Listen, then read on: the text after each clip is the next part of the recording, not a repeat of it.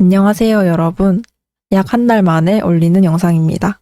입사한 이후로 회사 외에서는 새로운 사람을 만나질 않아서 아직 제게 직업을 물어보시는 분이 없었거든요. 그래서 저도 제 스스로가 개발자가 아니라 그냥 놀고 먹는 사람 같았는데요. 바뀐 썸네일을 보니 제가 정말 개발자 신입이 되었구나라는 생각이 듭니다. 국비 지원을 수료한 지 얼마 되지 않은 것 같은데 벌써 신입이 된 지 한 달이나 지났다니 시간이 정말 빠르네요. 저는 너무나도 바쁜 한 달을 보냈는데 여러분들은 그동안 어떻게 지내셨나요? 여러분들께 도움을 드리고자 뭔가 많은 것을 적어보려고 했지만 제게 한 달은 정말 적응만 하기에도 바쁜 시간이었던 것 같습니다. 우선 앞으로 영상에서 어떤 내용들을 담아야 할지 고민이 많이 되었습니다. 유튜브에 개발자분들께서 올리신 영상을 많이 보았는데요. 주로 큰 틀이 지식 공유와 브이로그 이렇게 두 종류로 나누어지더라고요. 먼저 지식 공유 컨텐츠 같은 경우는 현업에서 오래 일하신 분들이 주로 찍으셨는데요. 저는 신입이기 때문에 전문적인 개발 지식들을 말씀드리기는 조금 어려울 것 같았습니다. 그런데 일상 브이로그처럼 정말 저의 하루 일과들만 보여드리는 영상을 찍자니 제 일상이 정말 아무것도 없고요. 저는 개발자로서 제가 어떤 노력을 하고 생활하면서 어떤 점들을 느꼈는지를 더 상세히 기록하고자 하는 마음이 컸기 때문에 완전히 브이로그 형식으로만 찍는다면 제가 원하는 내용들을 모두 담을 수 없겠더라고요. 여러 번 고민한 끝에 드디어 제 영상의 구성에 대한 결론을 내리게 되었습니다. 먼저 제가 일상 기록을 위해 인스타 계정을 만들었습니다. 아이디도 딩딩하라이고요. 이 계정으로 매일의 일상을 올렸는데 이 중에 재미있었거나 기억에 남는 일들 몇 가지를 영상에 담아보려고 합니다. 제 채널의 구독자분들 중 대부분은 국비 지원 개발자 과정을 현재 수강 중이시거나 수강을 앞두고 계신 분들이세요. 교육을 수강하시다 보면 회사 생활도 분명히 궁금하실 것 같아요. 그런 분들께 참고가 될 수 있도록 저의 회사 생활 후기와 함께 새롭게 알게 된 점, 그리고 생각과는 조금 달랐던 점들을 적어보려고 합니다. 사실 회사 업무들에 대해서는 자세히 이야기해드릴 수가 없기 때문에 어느 정도 말씀드리는 것에 한계가 있겠지만 그런 사항들까지 고려해서 한번 잘 기록해 보도록 하겠습니다. 답이 명확하게 나오지 않는 주제들에 대해서도 말해 볼 거고요. 추가로 국비 지원 수강 시에 이런 것도 했었다면 좋았겠다 하는 점들도 함께 적으려고 합니다. 예전에는 혼자 생각하고 남들이 보지 않는 곳에만 제 생각들을 기록했었는데요. 저와 다른 방식으로 생각하시는 분들의 말씀을 참고하는 것도 제게 많은 도움이 되더라고요. 댓글로 자유롭게 의견을 남겨주시면 저도 구독자분들과 댓글로 소통하며 좋은 영향을 받고 싶은 마음입니다. 잘 지킨다고 말씀드리기는 조금 어렵지만 저는 계획 세우는 걸 매우 좋아하는 사람입니다. 그래서 한 달 동안 개발자로서 목표하는 계획을 세우고 매달 영상에서 저번 달 계획이 잘 지켜졌는지를 점검하려고 합니다. 우선 영상을 매달 올릴 수 있도록 노력해 봐야겠어요. 이제 채널 방향도 잡았으니 저의 개발자 신입 적응기 첫 영상의 첫 단계인 저의 일상 소개부터 시작해 보도록 하겠습니다. 제가 첫 출근한다고 같이 수료한 분께 선물 받은 라이언 가습기가 있고요. 이 밑에는 엄청 길게 글을 써놨네요. 사실 채널 개설 시에는 구독자 10명이 목표였는데요. 60명이 넘었을 땐 정말 당황했다가 200명이 되니까 너무 신났습니다. 영상을 한 달에 한 번씩 지금까지 총 8개밖에 못 올렸는데요. 현재 구독자가 400명이 넘었습니다. 제가 새로운 사람을 한 달에 한 명 만날까 말까인데요. 약 30년 동안 만날 분을 다 만났네요. 사실 이번에 마이크도 새로 샀거든요. 인스타 개설, 메일 계정 생성, 마이크 구입까지. 예전엔 단순한 영상 편집이 제 취미였다면 이제는 유튜브가 제 취미가 되었습니다. 궁금하신 사항들은 질문을 주시면 메일로도 답변을 보내드리곤 하는데요. 제가 새로 만든 계정으로 4월에 보내드린 메일이 30건이 넘습니다. 언제나 말씀드리지만 제가 이 채널을 개설했던 이유는 국비 지원에 대해 아는 정보가 없어서 그 과정들이 너무 궁금해서였거든요. 국비 지원 또는 신입 업무 등에 대해 궁금하신 분들은 메일을 보내주시면 확인한 후에 주말에 질문을 모아서 한 번에 답변해 드리도록 하겠습니다. 저희 회사는 8시 출근, 5시 퇴근입니다. 출근이 이른 건 괜찮은데 집에서 회사가 조금 멉니다. 대중교통으로 1시간이 조금 넘게 걸려요. 저는 학교 다닐 땐 항상 집 근처에 학교가 있었고요. 직장을 다닐 때도 회사가 엄청 가까웠어서 이렇게 멀리 다니는 건 적응하기가 조금 힘들었습니다. 또 출근 시간에 맞춰서 버스를 타면 밀려서 늦게 도착하더라고요. 그래서 요즘은 정말 일찍 6시에 타서 7시 좀 넘어서 회사에 도착하면 업무 시작 전까지는 오늘 하루 뭘 할지 계획을 세우며 해야 할 업무를 정리하고 있습니다. 요즘 새벽에 일어나서 일찍 일상을 시작하고 자기 관리도 철저히 하는 미라클 모닝이 유행이라고 하더라고요. 저는 자기 관리는 철저히 못하지만 기상 시간만큼은 완벽한 미라클 모닝이라고 할 수 있습니다. 제가 작년에 정보 처리 기사 필기는 합격했었는데 실기는 중간에 2번이나 떨어졌었어요. 개정되면서 합격률이 많이 낮아졌다곤 하지만 공부를 어느 정도 했다고 생각했는데도 계속 떨어지더라고요. 그래서 이번이 무려 3수였는데요. 이번에는 정말 자격증을 꼭 따야겠다고 생각하고 4월의 목표를 정처기 취득으로 잡았었습니다. 그래서 얼마 전에 실기 시험을 치고 왔는데요. 최종 결과는 6월에 나오지만 가채점 결과가 괜찮아서 아마도 사수생은 안 될 것 같습니다. 답안을 제대로 잘 썼기를 매일 기도하고 있고요. 이 하늘 사진은 시험장 학교 앞에서 찍었는데요. 날씨가 좋아서 나무와 함께 하늘을 찍어봤습니다. 회사 생활에 대해서도 말씀드릴게요. 대망의 첫 출근 날입니다. 인생 첫 회사는 아니지만 그래도 개발 쪽에서는 첫 회사이니까 생각보다 긴장이 되더라고요. 복장은 저는 슬랙스, 셔츠, 자켓을 입었는데요. IT 쪽이 다른 분야보다 기업 문화가 자유로운 편이라곤 하지만 직장마다 조금씩 기준이 다르기 때문에 어떻게 입고 가야 할지는 미리 여쭤보시는 것도 좋습니다. 가서 인사드리고 정해주신 자리에 앉아 있으니 노트북을 한 대 주셨습니다. 필요한 환경을 구축하고 간략한 회사 소개와 제가 앞으로 해야 할 업무들에 대해서 설명을 들었습니다. 첫날은 메모지와 볼펜을 가져가서 말씀하시는 사항들을 모두 적었고요. 첫 출근 다음 날에는 슬리퍼와 텀블러를 가져갔습니다. 요즘 회사에서 일회용 컵을 쓰질 않아요. 특히 출근 첫 주는 긴장이 되기 때문에 목이 계속 마르고요. 물이라도 마셔야 덜 어색합니다. 개인 컵을 필히 챙겨가시길 바랍니다. 한 달 정도 생활하며 항상 생각하는 거지만 사무실이 정말 조용합니다. 나는 소리라 봐야 기껏해야 키보드 두드리는 소리 정도라서 가끔은 사무실에 저 혼자 있는 것 같아요. 예전에 제가 일했던 다른 분야의 회사는 전화 업무가 꽤 있었어요. 그래서 저에게 직접 오는 전화가 아니더라도 담당자 부재 시에는 웬만하면 제가 전화를 당겨받아서 메모를 남겨드린 적도 많았거든요. 지금 있는 회사는 관리 직급을 제외하고 저와 같은 일반 개발자들에게는 업무에 대한 전화가 전혀 오지 않습니다. 근무 시간 중 대부분을 혼자 코드 분석하고 공부하고 새로운 코드를 작성하는 데 쓰기 때문에 근무 시간에는 정말 말을 한마디도 안 하고 집에 돌아가는 날도 곧 생길 것 같아요. 저는 평소에도 조용하게 혼자 일하는 걸 좋아하기 때문에 이 점은 제겐 정말 큰 장점으로 느껴졌습니다.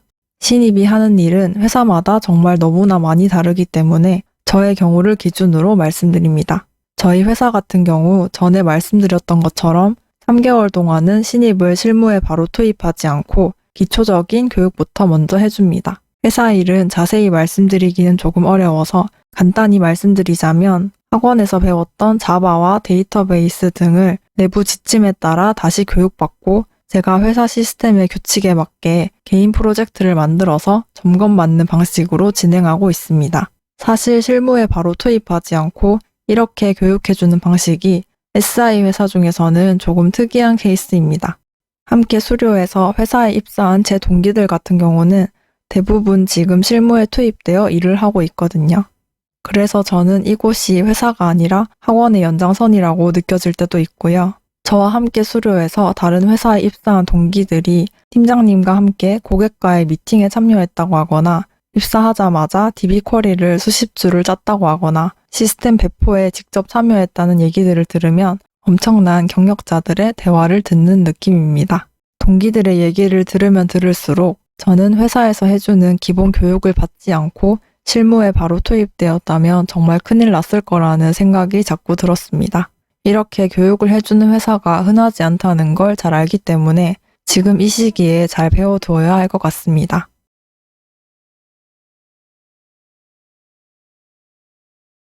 학원에서 수업을 들을 때 강사님들께서 너희 회사 들어가면 첫날에 노트북 하나 주는데 거기 알아서 필요한 프로그램 설치하고 개발 환경 설정도 다 알아서 해야 된다라고 하셨거든요.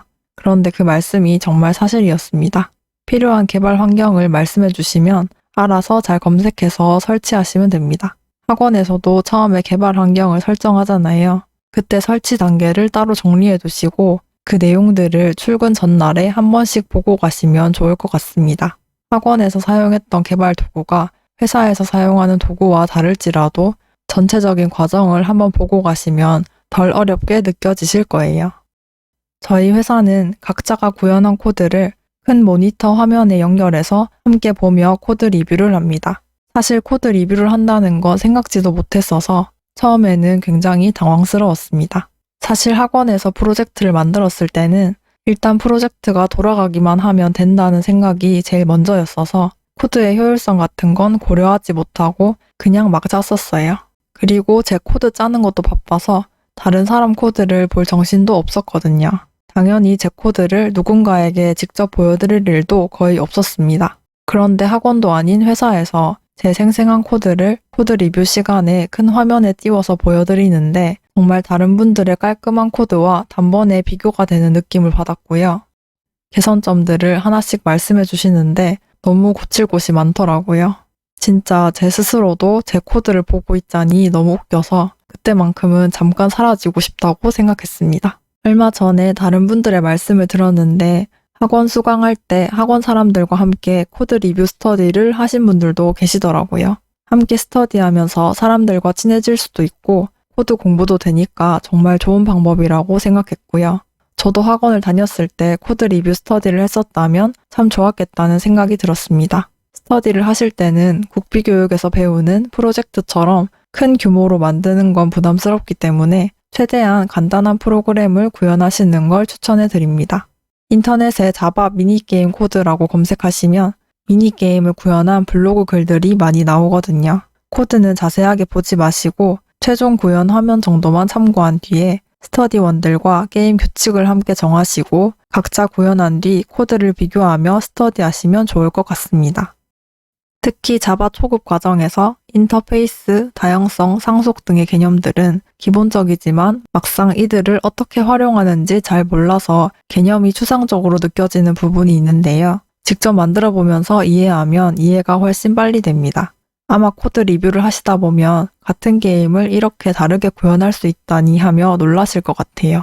학원에서도 추천받았고 회사에서도 알려주신 책 중에 클린 코드라고 아주 유명한 책이 있는데요. 이 책의 내용을 참고해서 좋은 코드를 어떻게 구현할 수 있는지 함께 얘기하다 보면 개발에 대한 흥미도 더 생기고 실력도 자연스럽게 올라갈 거라고 생각합니다. 스터디원이 구현한 코드 중 좋은 코드는 참고해서 자신의 것으로 만들면 더욱 좋겠죠.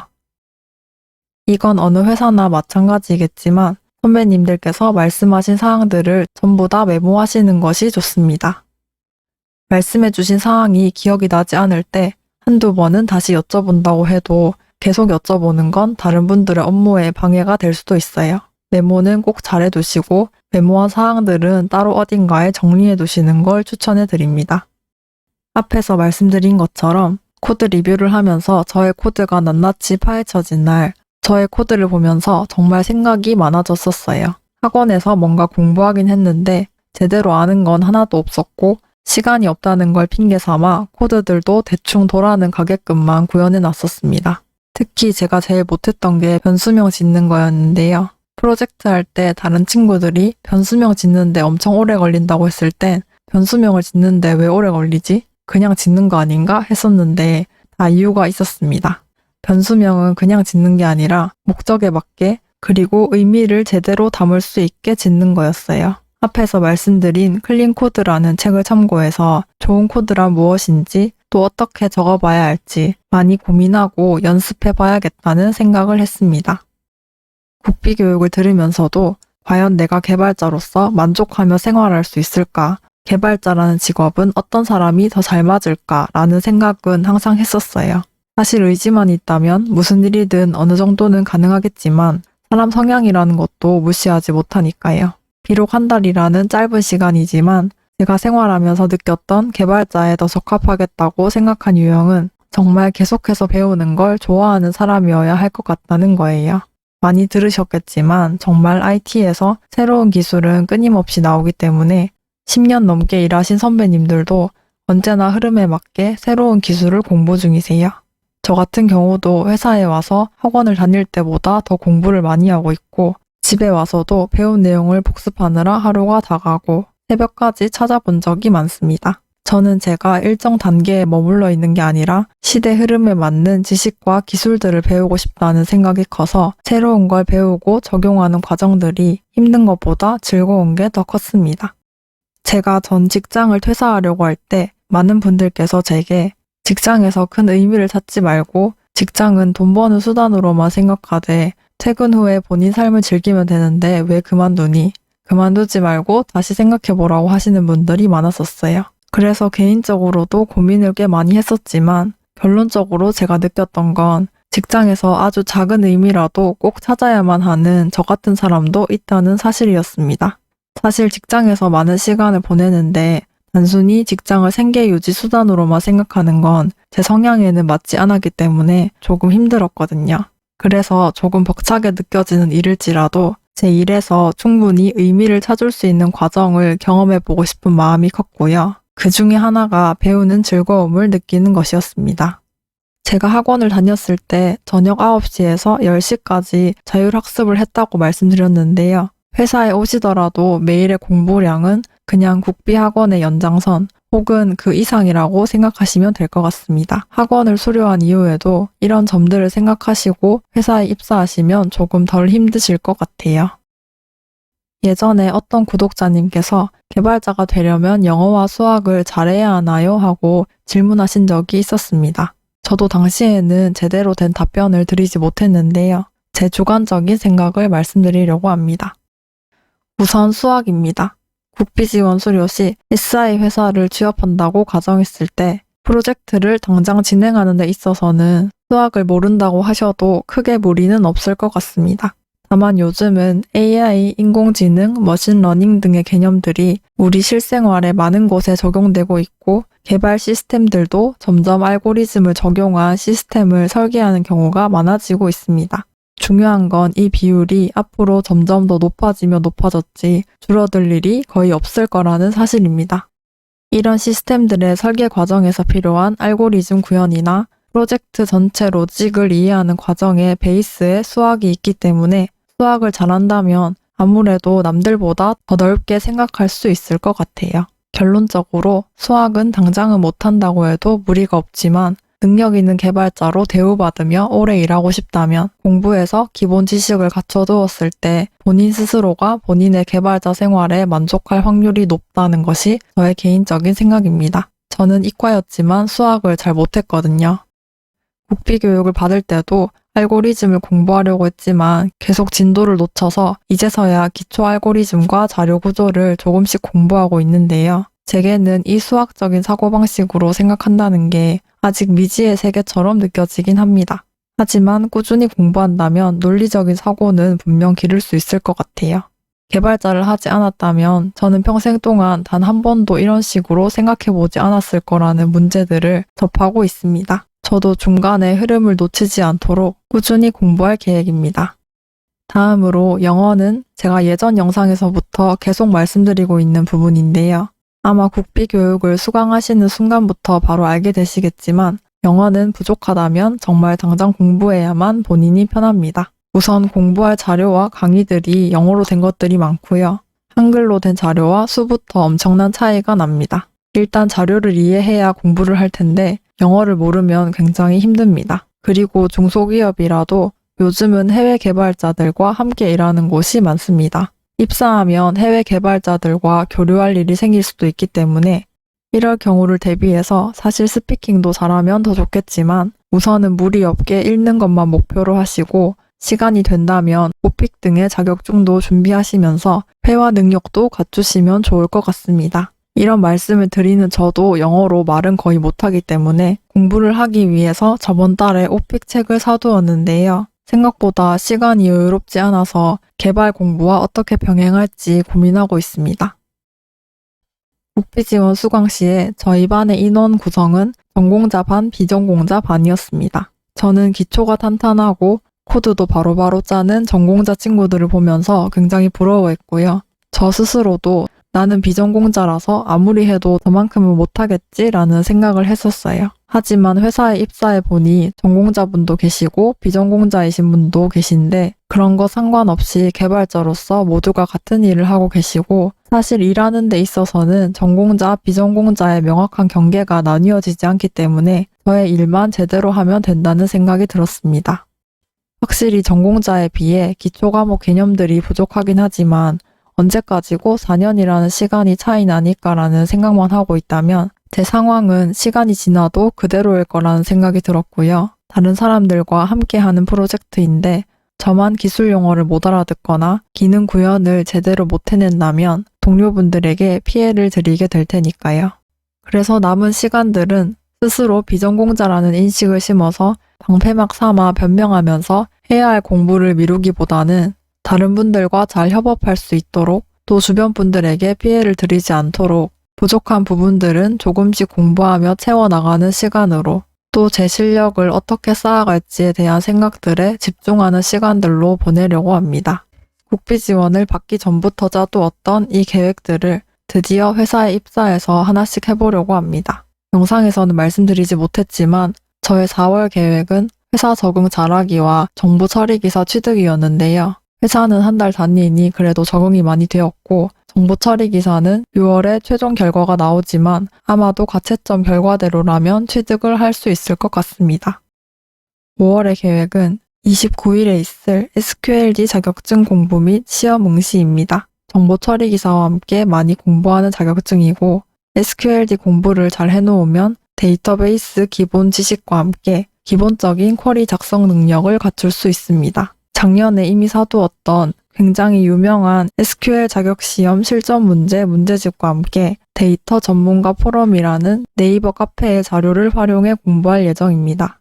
시험 응시료가 5만 원으로 꽤 높아서 정말 한 번에 붙었으면 좋겠습니다. 잘 할 수 있을지 걱정이 조금 되는데요. 이 걱정들은 5월에 저에게 토스하기로 하고 일단 한번 해보겠습니다.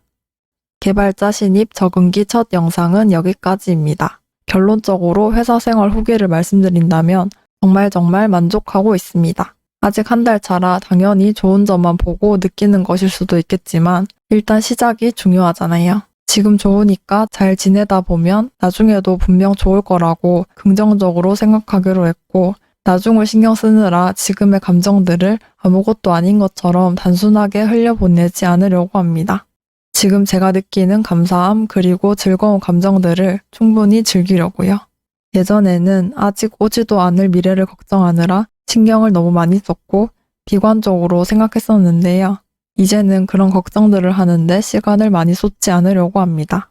제가 어떤 것을 좋아하는지 어떤 사람인지 고민한 끝에 내린 이 선택에 확신을 가질 수 있도록 잘 생활해보고 싶고요. 과거에 제가 얼마나 힘들게 결정한 길인지를 누구보다 제가 제일 잘 알기 때문에 지금의 제가 그 선택을 최대한 존중해주고 싶은 마음입니다. 그러려면 공부를 정말 많이 해야 될 것 같아요. 회사에서는 충분히 신경 써주시고 배려해주고 계시기 때문에 정말 저만 열심히 하면 될 것 같습니다. 제 5월과 함께 여러분들의 새로운 5월도 응원하겠습니다. 긴 영상인데 끝까지 봐주셔서 정말 감사드리고요. 다음 영상에서 또 뵙겠습니다. 그동안 잘 지내세요, 여러분. 안녕.